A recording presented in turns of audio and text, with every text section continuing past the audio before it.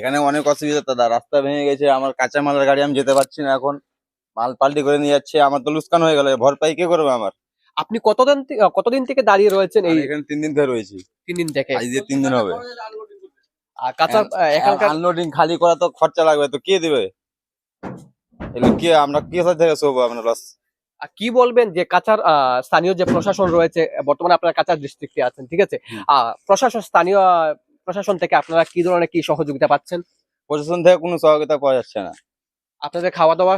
খাওয়া দাওয়া আমাদের কি করতে হয়েছে, কে দিবে খাওয়া দাওয়া? আমরা প্রচেষ্টা করছি আরো একজনের কাছে যাওয়ার। চুরি চিন্তা হচ্ছে, দিয়ে কোথায় চুরি চিন্তা হয়েছে, প্রশাসন বলছে ধরে নিয়েছে দাও আমাদের, এইভাবেই বলে তোর ধরো দিয়ে দাও আমাদের। চুরি হচ্ছে বলতে কি চুরি হচ্ছে? একজন বললো আমাদের মোবাইল টোল চুরি হচ্ছে ওদিকে, মানে আপনারা যে দাঁড়িয়ে রয়েছে আপনার গাড়ি থেকে চুরি হচ্ছে?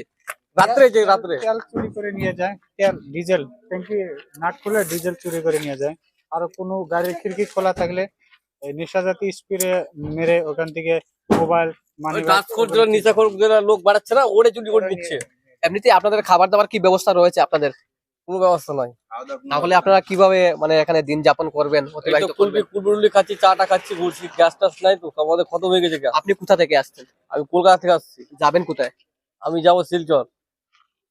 এই যে 3 দিন থেকে বন্ধ, আরো যদি 2-1 দিন থাকার হয় তাহলে আপনারা কি করবেন?